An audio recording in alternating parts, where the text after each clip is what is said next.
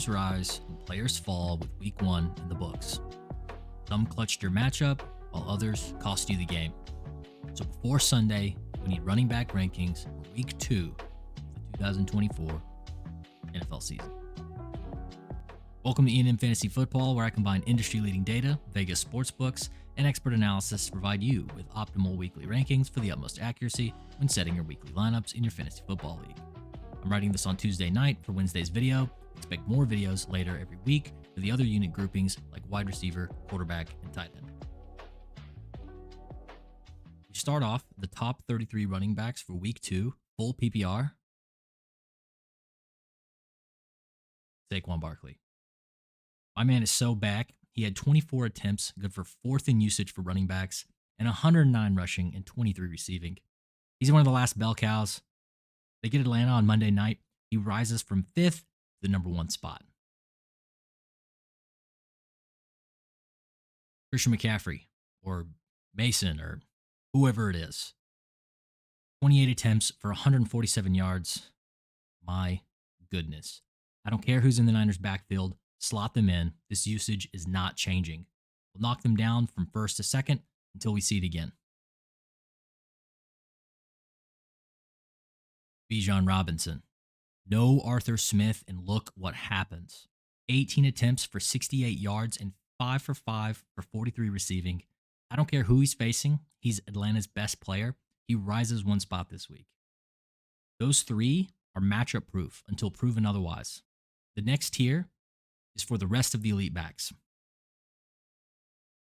Starting at 4, with Alvin Kamara. 110 total yards. He looks like the prime Kamara from years past. He goes for 83 rushing on 15 attempts and 5 for 5 for 27 in receiving. We saw what we needed to see. He moves up 5 spots. Simmer down. Breece Hall. 93 total yards against the Niners D. He does everything right. 54 rushes on 16 attempts and 5 for 6 for 39 receiving. He slides to the 5 spot from since last week, but only because of the risers. Speaking of risers, Joe Mixon. I'm trying not to move players too drastically, but we cannot ignore this usage. He led the league in attempts at 30. He went for 159 rushing and 19 receiving yards. Best performance of the week. I mean, what do you want me to do here? From the 17th spot to the 6th spot. James Cook. 103 total. He doesn't disappoint either. He rises 3 spots from the 10 since he did more than we expected. 19 attempts for 71 rushing and 3 for 3 for 32 receiving. He has a good matchup this week. He shouldn't disappoint. Rachaad White. I thought he was too low with consensus rankings. I put him at 7. He slides back 1 spot due to the risers, but he exceeds expectations and outperforms Devon Achane. For perspective, 106 total yards from 15 attempts for 31 rushing and 6 for 6 for 75 receiving. The PPR scam continues.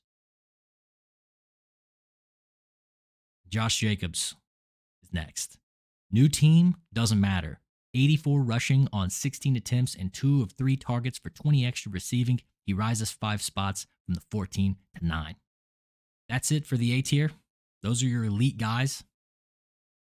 With the B tier, we have backs you can depend on, but share a backfield or need another game to earn a rise. Starting off with Jahmyr Gibbs.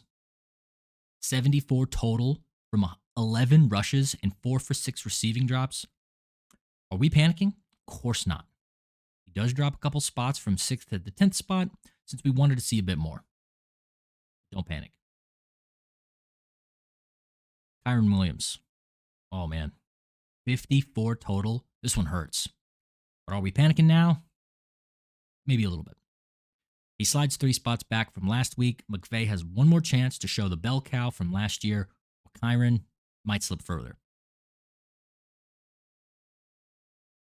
Ramondre Stevenson. Oh boy, put some respect on this man's name. He rises 12 spots from the 24th to 12th with his monstrous performance of 126 total yards. His usage, regardless of game script, cannot be ignored. I know this team is terrible. It doesn't matter. We saw what we need. He deserves to rise significantly. Aaron Jones. New team? Doesn't matter. 29 years old? Doesn't matter. 109 total, 94 from rushing, and 2 for 2 for 23 extra receiving yards. He rises with his effort. If Love missing tanks his production, we'll have to reassess. For our next guy, ErvinandM.com. ErvinandM.com is my company my best friend and I started in 2020. We literally make everything ourselves by hand. We have earrings, rings, necklaces, bracelets, tie clips, apparel, and more. Over a dozen curated gemstones and 100 handcrafted products. If you need a gift or something special for yourself, use the promo code in the description, find something you love, and buy it today. Now back to the video. For our next guy, Kenneth Walker III. Pops up on the injury report with an abdomen issue. Typically, this is played through. 109 total. He slides one spot, but again, only due to so many backs rising. J.K. Dobbins at 15. What a return for J.K. Dobbins. 139 total from only 10 attempts and 3 receptions. He was previously not even ranked. Does he repeat this freakish performance this week? I don't know. But if he does, he might move higher. H.N. We saw what we need to see from the Dolphins' backfield. It appears as if it belongs to him. He went for 100 total, almost all from his 7 targets receiving. He slides one spot due to the risers. We're assuming he doesn't miss on Thursday. Lock him in.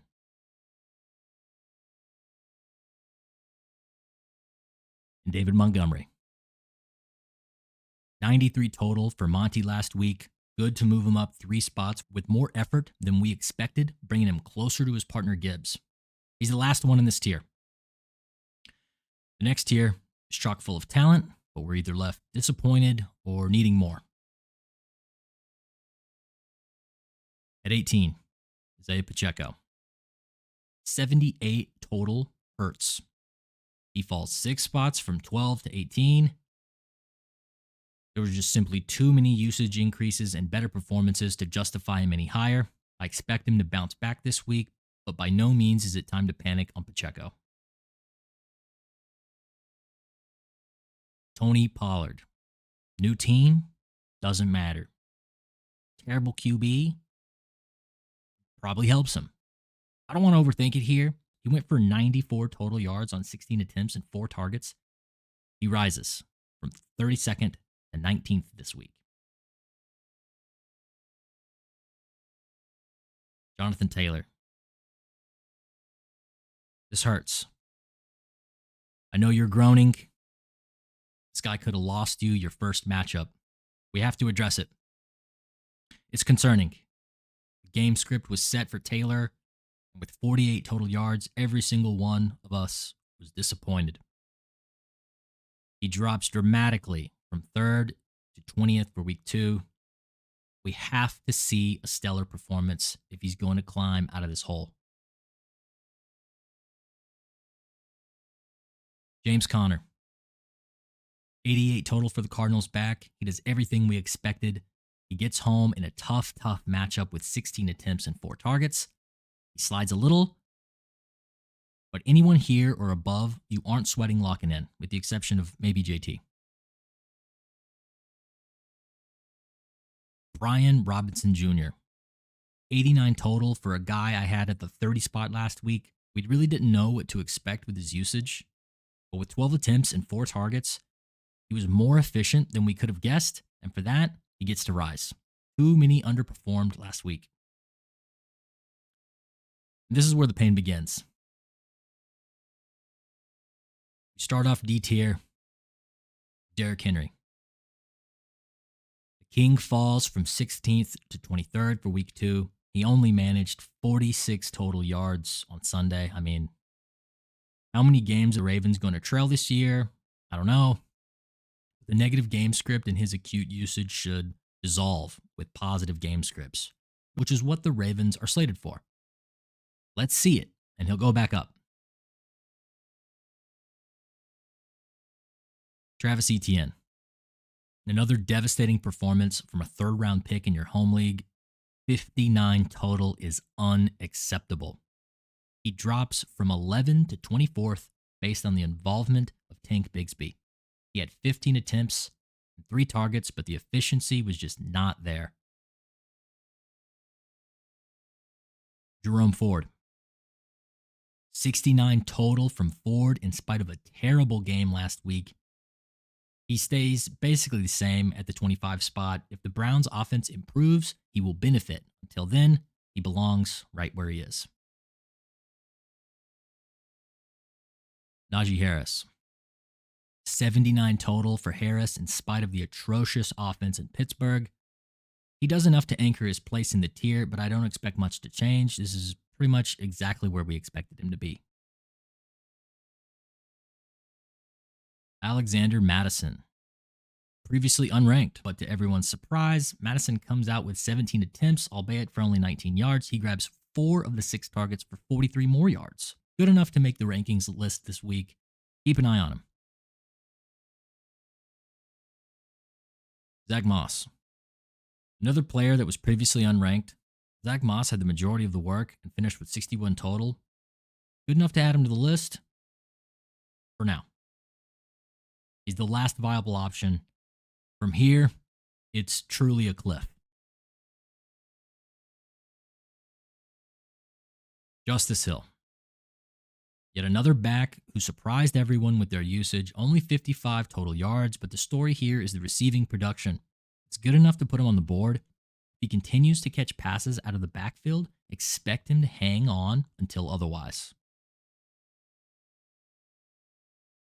Devin Singletary. 52 total is what you should have expected from Singletary.